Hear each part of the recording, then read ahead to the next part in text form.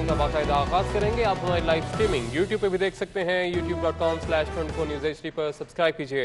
सबसे पहले आपको बताएं कि वज़ीर ख़ारजा शाह महमूद कुरैशी ने सेनेट में इजहार ख्याल इस वक्त वो कर रहे हैं, आपको बराह रास्त लिए चलेंगे। कोविड-19 से एक ग्लोबल रिसेशन है। The global economy will contract by 3%. Now, if the global economy contracts by 3%, that comes to trillions of dollars. अब trillion of dollars जब होंगे, उसका impact होगा दुनिया पे होगा, पाकिस्तान पे होगा। हमारी सबसे बड़ी मंडियां कौन सी हैं? या यूरोप है या अमेरिका है। आज यूरोप की हालत आपके सामने है, अमेरिका की हालत आपके सामने है। आपकी एक्सपोर्ट्स गिरी हैं। सिर्फ मार्च को अप्रैल से आप कंपेयर करें तो your exports have gone down by 41%। Gulf की जो सूरत हाल है, जो तेल की कीमतें हुई हैं, वो आपके सामने है। और अगर आपकी जो लेबर की रिमिटेंसेस आती हैं, ज्यादा कहां से आती हैं? गल्फ से आती हैं। तो बहुत ले ऑफ का खतरा है गल्फ से। और अगर गल्फ से ले ऑफ होती है तो उसका इंपैक्ट आपकी रिमिटेंसेस से पड़ेगा। And there is an estimate, I can't speak with authority, but there is an estimate that your remittances might go down between 20 to 23%. Now, remittances going down, exports going down, revenue collection going down, so there is a serious economic situation जिसको हमने बैठकर उसका मुकाबला करना है। और उस serious economic situation में भी हमने एक stimulus दिया है of 1.2 trillion rupees, which is historic. Never in the history of Pakistan a stimulus of this nature has been given before. जनाबे वाला, मैं अर्ज करता हूं, राजा साहब ने बहुत एक और उम्दा बात की, and that's the difference between person who's speaking through experience and people who are here for political point scoring. आपने फरमाया कश्मीर, आपने कश्मीर की तरफ तवज्जो दिलाई, से बात की और दुरुस्त दिलवाई। आज कश्मीर की जो सूरत हाल है, जनाब चेयरमैन, मैं आपकी खिदमत में अर्ज करना चाहता हूं, and I speak as foreign minister of Pakistan, बहुत सीरियस है, बहुत सीरियस है। मकबूजा कश्मीर पहले ही मुश्किलात से दो चार था। 9 महीने वो सीज की कैफियत में थे और आपके सामने हालात जो उनके थे, पाबंद सलासल, लीडरशिप अंदर, इंटरनेट बंद, कम्युनिकेशन ब्लैकआउट, सब कुछ था। लेकिन उस पर कोरोना आ गया और फिर कोरोना की आड़ में उन्होंने तावन का हाथ नहीं बढ़ाया। वो जालिम, वो नरेंद्र मोदी और वो जो आरएसएस की सोच, वो हिंदुत्व की सोच रखने वाली हिंदुस्तान की हुकूमत ने, दुनिया तावन का हाथ बढ़ा रही है और उन्होंने जालिमाना गिरफ्त, उन्होंने लोगों का गला दबोचा। क्या किया? उन्होंने कोरोना की आड़ में लोगों के घरों में दाखिले शुरू कर दिए और उन्होंने लोगों को, निहत्ते लोगों को मारना शुरू कर दिया। और नई हिकमत अमली अब अपनाई है कि जब मारते हैं तो लवाहिकीन को लाश भी नहीं देते हैं ताकि जनाजा हो सके और जनाजे की वजह से वहां एक एहतजाज की कैफियत पैदा हो सके। ये है वो हुकूमत जिसका आप मुकाबला कर रहे हैं। जनाबे वाला, उन्होंने कोरोना की आड़ में क्या किया? तावन नहीं किया, उन्होंने डोमिसाइल रूल्स में तब्दीली की ताकि जो नॉन रेजिडेंट हैं उनको वहां प्रॉपर्टी राइट्स दे दिए जाएं, रेजिडेंट्स के राइट्स दे दिए जाएं। और इसका हमने एहतजाज किया। मैंने पूरी इस्लामिक वर्ल्ड के एक वजीर खारजा को खत लिखा है, मैंने ओआईसी को खत लिखा है और ओआईसी के मैंने सेक्रेटरी जनरल को कहा है, कहां है ओआईसी? हम फाउंडिंग मेंबर्स हैं, पाकिस्तान फाउंडिंग मेंबर है ओआईसी का। ओआईसी कब जागेगी? ओआईसी कब बोलेगी? ओआईसी क्यों नहीं बोल रही कि आज वहां क्या हो रहा है? हेट मॉन्गरिंग हो रही है। कहा जा रहा है हम हिंदुस्तान को कोरोना जहाज से हम पनाह दे रहे हैं, हम हिंदुस्तान को सुपर स्प्रेडर्स। कौन है सुपर स्प्रेडर्स? मुसलमान हैं। ये मुसलमान हैं जो सुपर स्प्रेडर्स हैं, उनका वो हेट मॉन्गरिंग की जा रही है। और अल्लाह के फजल करम से यूरोपियन यूनियन में, अक़वाम मुत्तहिदा में, सिक्योरिटी काउंसिल में हमने इस बात को उठाया। जनाबे वाला, मैंने कश्मीर की ग्लोबल की बात कर ली। आखिरी बात जो मैं करना चाहूंगा जी शाह साहब, वो ये है कि मैं मोहतरमा चली गई, काश होती तो मैं उनकी खिदमत में पेश करता कि हमने कई फैसले किए। मिसाल के तौर पे एहसास की बात की। ये रंग देना चाह रहे हैं कि एहसास बिस्प है। नहीं है एहसास बिस्प। हमें बिस्प पर कोई इतराज नहीं है। अच्छा था, हमने कंटिन्यू रखा, हमने खत्म नहीं किया। लेकिन बिस्प महदूद था, छोटा था। हमने बिस्प کو ایکسپینڈ کر کے احساس کی شکل دی ہے, اور احساس کی شکل میں ہم نے 12 ملین فیملیز, 1 کروڑ 20 لاکھ کنبوں کو ہم اس میں سے ہم کیش اسسٹنس پرووائڈ کر رہے ہیں. پورسٹ آف دا پور, اس میں جو بسپ ہے وہ تو صرف 4 ملین ہے, 12 ملین میں سے بسپ is only 4 million. The rest is the expanded احساس. I am just clarifying for PPP جو ہم وہاں احساس لگا رہے ہیں تو یہ اپنے وہاں بینر لے کے آ جاتے ہیں اور جناب وہ کہتے ہیں جی ہم, پلیز لوگوں کی آنکھ میں دھول مت جھونکے, لوگ اب اتنے سادہ نہیں ہیں اور یہ آپ کو وقت بتائے گا کہ وہ سادگی کا وقت گزر گیا ہے. اسی طرح یوٹیلیٹیز کی ریلیف دی ہے کمرشل انڈسٹریل کنزیومرز کو, کمرشل کنزیومرز کو یوٹیلیٹی کی دی ہے. یوٹیلیٹی سٹورز میں جو 19 آئٹمز کو سبسیڈائز کیا ہے, 50 ارب روپے کی رقم مختص کی ہے. کیا سندھ اس سے مستفید نہیں ہو رہا؟ کیا اور صوبے سے مستفید نہیں ہوں گے؟ صرف اسلام آباد ہوگا؟ نہیں, پورے پاکستان کا سوچا جا رہا ہے اور رمضان پیکیج اس کے علاوہ ہے.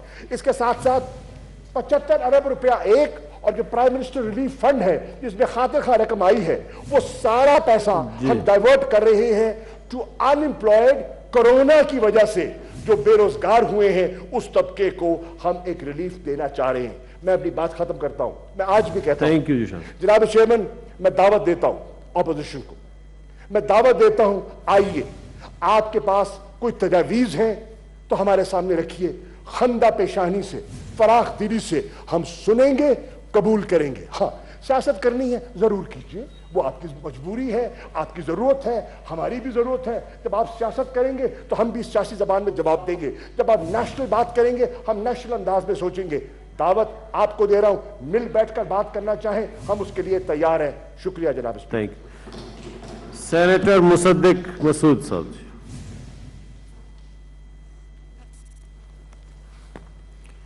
بہت شکریہ چیئرمین صاحب. چیئرمین صاحب, میں آپ کو آج 2 کہانیاں اپنی بات شروع کرنے سے پہلے سنانا چاہوں گا. جی. آج سے تقریباً 20 سال پہلے ایک دن میرا بیٹا بیمار ہو گیا. کئی مہینے تک اس کا بخار نہیں اترتا تھا, بہت پریشان رہے میں اور میری بیگم. تو ہم ایک ڈاکٹر کے پاس گئے تو اس نے مجھے انگریزی میں کہا, اس نے بو ٹائی لگا رکھی تھی, کہ of all the things that I can tell you today about your child's diagnosis and prognosis, you are lucky that I cannot tell you anything. So let's hope to God that this was one of those pediatric mysteries that would just go away. اللہ نے بڑا کرم کیا, وہ کوئی mystery تھی, کچھ لوگ ساکی syndrome جو ہے اس کو سوچا شاید وہ ہوگا, مگر وہ مسٹری چلی گئی, وہ ماشاءاللہ جوان ہو گیا لڑکا. لیکن اس دن جب میں ہسپتال سے نکلا تو میری آنکھوں میں آنسو تھے اور میں سوچ رہا تھا کہ آج وہ کیا ایک چیز ہے جو میں قربان کرنے کے لیے تیار نہیں ہوں اپنے بیٹے کے لیے. اور مجھے احساس ہوا کہ دنیا کی کوئی ایسی چیز نہیں تھی جو میں قربان کرنے کو تیار نہیں تھا, اپنی زندگی سمیت. تو اس دن پہلی مرتبہ مجھے موت اور خوف سے آزادی ملی محبت کے ذریعے. میں آپ کو ایک اور کہانی سناتا ہوں. آج سے کچھ 11 سال پہلے 12 سال پہلے ایک حادثے میں میرے چھوٹے بیٹے کے دونوں پیر جل گئے. میں اس وقت بڑی کنسلٹنگ کمپنی جو ہے اس کا مڈل ایسٹ کا دفتر اسٹریٹجی کنسلٹنگ کا ہیڈ کر رہا تھا. میرے پاس انشورنس تھی ہر قسم کی. تو جو بہترین برن ہاسپٹل ہے, میں اور میری بیگم ہم نے اپنے بچے کو اٹھایا, 18 مہینے کا تھا, ہم وہاں پہ لے گئے. کرسمس کی شام تھی. وہ جیسے انہوں نے بچے کی حالت دیکھی ایسے لگا کہ کچھ پتہ نہیں کیا ہو گیا ہے, کوئی سائرن چل گیا ہے. وہ تمام doctor, burn surgeons, plastic surgeons وغیرہ وغیرہ وہ سب آ گئے. تو جب میرا بیٹا سیٹل ہو گیا وہ سرجیکل ایریا میں, تو میں نیچے گیا اپنی انشورنس کے کارڈ لے کر اس کی رجسٹریشن کروانے. تو میں نے فارم پر کیا اور میں نے وہ بڑھا دیا وہ جو ریسیپشنسٹ تھے ان کی طرف, اور ساتھ میں اپنے کارڈز بھی بڑھا دیے. تو اس لڑکی نے فارم تو میرا لے لیا اور کارڈز میرے دونوں ایک ہاتھ سے واپس کر دیے. اور اس نے مجھے کہا کہ we here believe that no value can be put on the life of a child, so we put none. تو میں بہت پریشان ہوا. میں نے اصرار کیا کہ میں اس انشورنس کے پیسے دیتا ہوں ہم یہ کر سکتے ہیں افورڈ، آپ خدا کے واسطے یہ پیسے لے لیں اور کسی غریب بچے کی مدد کر دیجئے گا جس کے پاس پیسے نہیں ہوں گے. تو انہوں نے کہا کہ ہم نے آپ کو ابھی بتایا ہے کہ ہم زندگی کی قیمت نہیں لگاتے کیونکہ زندگی بیش قیمت ہے، اور ہمارے پاس بہت سے مخیر حضرات ہیں جو اس ہسپتال کو $30 ملین سے چلاتے ہیں. ہمیں کسی کے پیسے کی ضرورت نہیں. دنیا میں کسی بھی جگہ سے کوئی بھی برن وکٹم آئے گا تو ہم اس کو ٹریٹ کریں گے، آپ اپنی یہ لے جائیے. جب میں نے اصرار کیا تو انہوں نے کہا کہ doctor if you want to serve and pay back, go do public service or work for a charity. تو آج جو میں آپ کے سامنے کھڑا ایک سینٹ اجلاس میں اظہار خیال کر رہے ہیں. اس سے پہلے اپوزیشن لیڈر راجہ ظفر الحق کا کہنا تھا کہ حکومت کا رویہ ایک منفی سوچ کی عکاسی ہے. وزیر اعظم نے کہا کہ لاک ڈاؤن اشرافیہ نے کرایا، کابینہ ارکان کو اپوزیشن کے خلاف بولنے کا کہا گیا.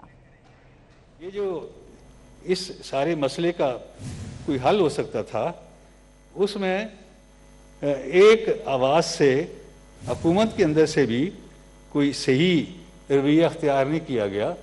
یہاں تک کہ اس میں بھی ایک تقسیم کی کوشش کی گئی، یعنی بجائے اس کے کہ آپ باقی قوم کو بھی ساتھ رکھیں، آپ نے خود قوم کے اندر ایک اور تفریق ڈال دی. ایک اشرفیہ ہے اور ایک عام لوگ ہیں، اور اس لیے یہ لاک ڈاؤن اشرافیہ نے کرایا ہے. شاید ان کے خیال میں اشرافیہ کے کوئی اپنے مقاصد ہیں اور ان کے خلاف نفرت پیدا کرنا اس ماحول میں بھی ضروری ہے. اور پھر آپ نے دیکھا ہوگا کہ کابینہ کے ارکان میں سے کچھ لوگوں کی ڈیوٹی یہ لگائی جاتی ہے کہ وہ اپوزیشن کے خلاف وہی رویہ اختیار کریں جو عام طور پر الیکشن کے قریب سیاسی معاملات کے اندر کیا جاتا ہے. اور ان لوگوں کو شاباش دی جاتی ہے جو اپوزیشن کے خلاف وہی زبان اختیار کریں جو نارملی لوگ اپنے بدترین دشمنوں کے لیے بھی پسند نہیں کرتے. وہ ایک سلسلہ جاری رکھا جائے. سینیٹر شہری رحمان کہتی ہیں کہ ہنگامی صورتحال میں وزیر اعظم لاپتہ ہے، کسی کو نہیں پتا ان کی پالیسی کیا ہے. حکومت کی طرف سے روز طوفان بدتمیزی کیا جاتا ہے، لوگ عید کی شاپنگ کر رہے ہیں، یہ کیسا لاک ڈاؤن ہے؟ وہ سینٹ اجلاس میں اظہار خیال کر رہی تھی. ایک چیز میں پوچھنے والی تھی، یہاں ایک لاپتہ مسنگ پرسنز کی ہم بات نہیں آج کرنے والے تھے لیکن مجھے کرنی ہے. وہ مسنگ پرسن کون ہے چیئرمین صاحب؟ وہ missing person prime minister of Pakistan ہے. He is missing, his policy is missing and his words of unity and healing are missing. آج آپ باہر دیکھیں لاک ڈاؤن کا کہ سب مطلب کھل گیا ہے، سب کچھ کھل گیا ہے، کوئی ایس او پیز نہیں ہے. اور میں سارے ملک کی بات کر رہی ہوں، لوگ عید کی شاپنگ کر رہے ہیں، ضروریات کی نہیں بات ہو رہی، صرف ہر چیز کھل گئی ہے. یہ ملک میں جب ایک میسج دیا جا رہا ہے کہ یہ اتنا سیریس ہے، کبھی ہے، آج نہیں ہے. ایک گانا ہوتا تھا بڑا مشہور ہمارے عمر والوں کو، آج پھر جینے کی تمنا ہے، کل پھر مرنے کا ارادہ ہے. یہ روز ہو رہا ہوتا تھا. براہ راست آپ کو ایک مرتبہ پھر سینٹ اجلاس میں لیے چلیں گے جہاں پہ سینیٹر مصدق ملک اس وقت اظہار خیال کر رہے ہیں. ہمارے ہاں اس وقت جو پالیسی ہے، ہم اگرچہ اس کو یہ نہیں کہتے، مگر جب ہم لاک ڈاؤن ہٹاتے ہیں تو ہم ہرڈ امیونٹی کی طرف جا رہے ہیں. ہرڈ امیونٹی کا مطلب یہ ہے چیئرمین صاحب کہ جب 60-70% لوگوں کو یہ انفیکشن ہو جائے گی، جس کو مرنا ہے وہ مر جائے گا اور جس کو بچنا ہے وہ بچ جائے گا. اس میں جب امیونٹی ہوگی تو جو بچ جائیں گے وہ معیشت کا پہیہ چلائیں گے. لیکن جو بات ہمیں نہیں بتائی جا رہی وہ یہ ہے کہ قبرستان کی کوئی معیشت نہیں ہوتی. جب لوگوں کو انفیکشن ہوگی اور پوری دنیا میں جب لوگوں کو انفیکشن ہوتی ہے تو وہ مرتے ہیں. تو آپ مجھے بتائیے چیئرمین صاحب کہ پاکستان میں کیوں لوگ نہیں مریں گے بھائی؟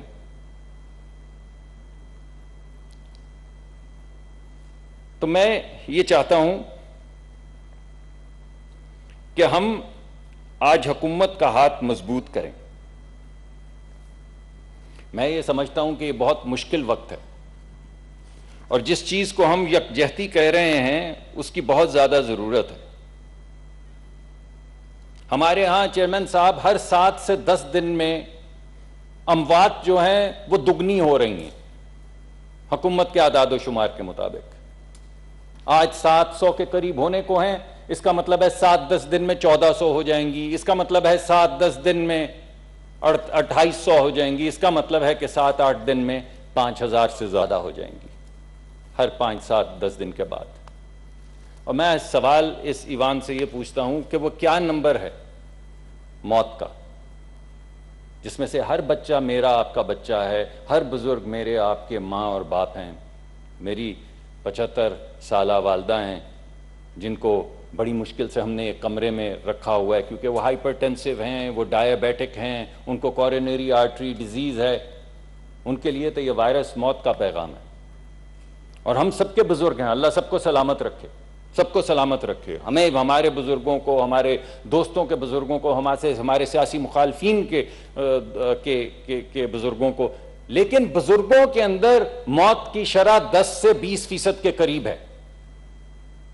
یہ بات ٹھیک ہے کہ ہمارا ایک ینگ ملک ہے جہاں پہ 85% کے قریب لوگ 50 سال سے کم عمر ہیں، اس وجہ سے موت کی شرح تھوڑی کم ہوگی ان میں، لیکن جو بزرگ ہیں 3-3.5 کروڑ بزرگ جو ہیں ان میں موت کی وہ نہیں ہوگی، موت کی شرح وہ نہیں ہوگی جو ہمارے ینگر پاپولیشن میں ہے۔ تو کیا وہ 3-3.5 کروڑ لوگ جو بزرگ ہیں جن میں 10 سے 20% اموات کی شرح ہوگی، کیا یہ ہمارے لیے ایکسیپٹیبل ہے؟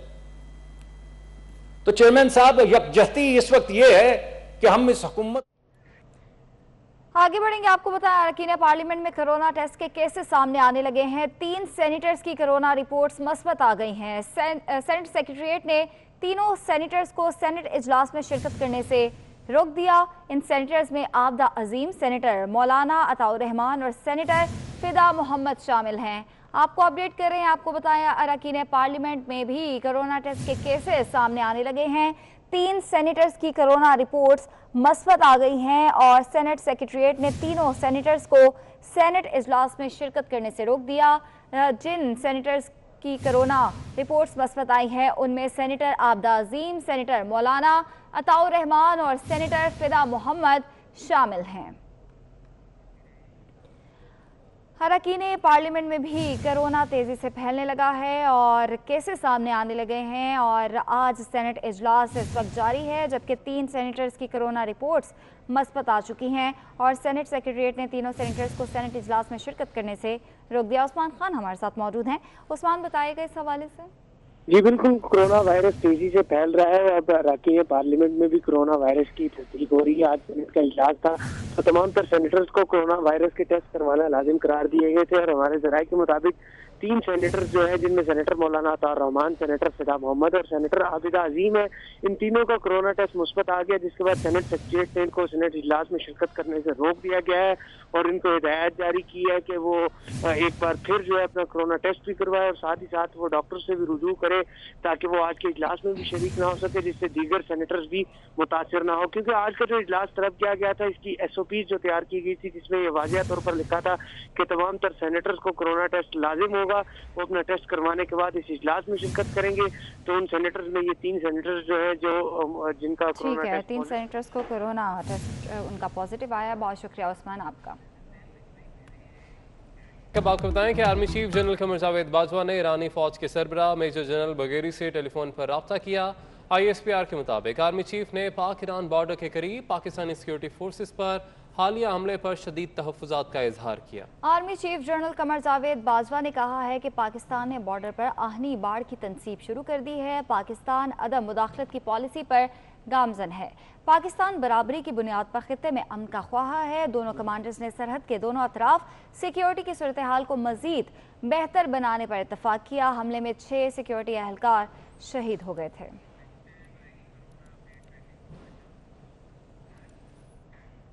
پاکستان میں کرونا کے حملے تیز ہو گئے۔ 24 گھنٹوں میں 39 افراد جاں بحق، تعداد 706 ہو گئی۔ تصدیق شدہ کیسز کی تعداد 32,081 تک جا پہنچی ہے۔ سندھ میں وائرس کے 12,017، پنجاب میں کیسز کی تعداد 11,869 ہو گئی، جبکہ پاکستان کرونا سے سب سے زیادہ متاثر 20 ممالک میں شامل ہو گیا ہے۔ पाकिस्तान में कोरोना के वार तेज हो गए। National command and operation centre ने नए अदादोशुमार जारी कर दिए। मुल्क भर में कोरोना के तस्दीक शुदा केसेस की तादाद 32,081 तक पहुंच गई। मुल्क भर में गुज़श्ता 24 घंटों में 1,140 नए केसेस रिपोर्ट हुए। 24 घंटों में 343 अफराद सेहतयाब हुए। National command and operation centre के मुताबिक 24 घंटों में मजीद 39 अफराद जान से गए। हलाकतों की तादाद 706 हो गई। पाकिस्तान कोरोना से सबसे ज्यादा मुतासरा दुनिया के 20 ममालिक में शामिल हो चुका है। सिंध में कोरोना वायरस के 12,017 और पंजाब में केसेस की तादाद 11,869 हो गई। खैबर पख्तूनख्वा में 4,875 और बलूचिस्तान में 2,061 मरीज हो गए। इस्लामाबाद में 716, गिलगित बल्तिस्तान में 457 और आज़ाद कश्मीर में केसेस की तादाद 86 तक जा पहुंची। फवाद चौधरी ने डिप्टी स्पीकर कासिम सूरी को असम्बली इजलास पर खत लिख दिया है। फवाद चौधरी ने कहा कि असम्बली इजलास में महज सियासी तकारीर वक्त का ज़िया है। ये काम तो प्रेस कॉन्फ्रेंस से भी हो सकता है। अगर मेंबरान को इकट्ठा किया है तो पहले उन्हें साइंटिस्ट और वायरोलॉजी के बारे से कोरोना पर ब्रीफिंग दिलवाएं कि वो कोरोना है क्या, कोरोना फैल क्यों रहा है, रिसर्च किस स्टेज पर है, दुनिया कब तक इलाज दरियाफ्त कर सकती है। 5 पाकिस्तानी यूनिवर्सिटीज़ ने कोरोना की साख्त पर स्टडी की, उनकी रिसर्च क्या कहती है। ऐसे इजलास का क्या फ़ायदा है कि इधर से सियासी तकरीर करता है, दूसरा उधर से नश्तर चलाता है। अल्लाह खैर करे।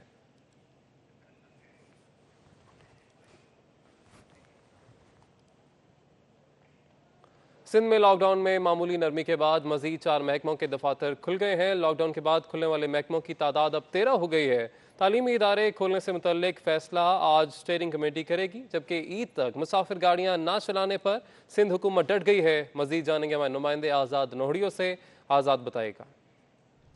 जी, सिंध हुकूमत की जानिब से लॉकडाउन में नरमी लाने के बाद आज दूसरे रोज़ जो है सूबाई हुकूमत के मजीद जो है 4 महकमों के दफातर खुल चुके हैं। इस लिहाज से खुलने वाली जो दफातर की जो तादाद है वो मजमूई तौर पर 13 हो चुकी है, जो लॉकडाउन के बाद खुल चुके हैं। इस लिहाज से जो आज दफातर जो खुले उसमें महकमा तवानाई, महकमा माहौलियात, उसके साथ साथ मौसमी तब्दीली और साहिली तरक्की शामिल हैं। दीगर जो महकमे उनमें महकमा ट्रांसपोर्ट, मास ट्रांजिट, वज़ीर इंक्वायरी इंस्पेक्शन टीम भी शामिल है। तमाम तरह दफातर खुल चुके हैं। जो इस खास तौर पर इस पर जो महकमा सेहत ने जो एडवाइजरी जारी की है इस पर अमल दरामद करना लाजमी होगा। इसके साथ साथ सिंध हुकूमत ने जो तलीमी इदारे खोलने के हवाले से आज जो है इजलास तलब कर रखा है। इजलास सूबाई स्टीयरिंग कमेटी का सूबाई वज़ीर तालीम सईद गनी की सदारत में होगा, जिसमें तमाम तरह स्टेक होल्डर शिरकत करेंगे। इस इजलास में तलीमी इदारे खोलने और इम्तिहानात के शेड्यूल के हवाले से हातमी शिकल दी जाएगी। इसके साथ सिंध हुकूमत ने जो है ईद तक जो खासतौर पर ट्रांसपोर्ट गाड़ियाँ हैं ये ना चलाने का उसूली तौर पर फैसला कर लिया है। इस लिहाज से सिंध हुकूमत डट चुकी है कि सिंध में इस वक्त कोरोना की सूरत हाल इंतहाई ख़तरनाक शिकल इख्तियार करती हुई जा रही है, जिसके बायस सिंध हुकूमत इंट्रा सिटी या इंटर सिटी बसेज नहीं चला सकती है। ईद के बाद में अगर कोरोना की सूरत हाल में काबू पा लिया गया तो उसके बाद में इस पर जो है हिकमत अमली तय की जाएगी। लेकिन इस वक्त जो है कोरोना की सूरत हाल बढ़ रही है, जिसके लिहाज से जो है सिंध हुकूमत ने तय कर दिया है कि ट्रांसपोर्ट गाड़ियाँ नहीं चलाई जाएगी। लेकिन महकमा ट्रांसपोर्ट खुला रहेगा और जो ट्रांसपोर्टर के जो मसाइल हैं, उनकी जो शिकायत है, उनके अजाले के लिए वो उनकी तंजीमों के रहनुमा जो वहाँ पर जाकर अपनी शिकायत कर सकते हैं। लेकिन ट्रांसपोर्ट गाड़ियाँ किसी सूरत में ईद तक। कराची में मलीर के मुख्तलिफ इलाकों में लॉकडाउन में नरमी के दूसरे रोज़ भी बाजारों में कारोबार जारी है। कपड़ों, जूतों, खिलौनों, हार्डवेयर, दर्जी, सोनार की दुकानों पर ज़्यादा खरीदार नजर आ रहे हैं। ताजिर और शहरी मास्क, हैंड सैनिटाइजर, स्प्रे का इस्तेमाल कर रहे हैं। कहते हैं SOP पर मुकम्मल अमल करेंगे। इसी हवाले से बताएंगे मोहसिन सयाल। जी मोहसिन। लॉकडाउन के 49 रोज गुजरने के बाद आज दूसरा दिन है कि लॉकडाउन में नरमी कर दी गई है। इस वक्त मैं मौजूद हूँ कराची मलीर के इलाके गगर में। इस वक्त मैं इस मार्केट में मौजूद हूँ जहाँ पे कारोबारी सरगर्मियाँ खुलना शुरू हो गई हैं। ताजरों ने अपने दुकान खोल दिए हैं और रमज़ान मुबारक का महीना है, ईद के दिन आने वाले हैं, तो इस वजह से लोगों का भी जो है रश देखने को मिल रहा है, जो अपना खरीदो फरोख्त करने के लिए मार्केटों में आ रहे हैं।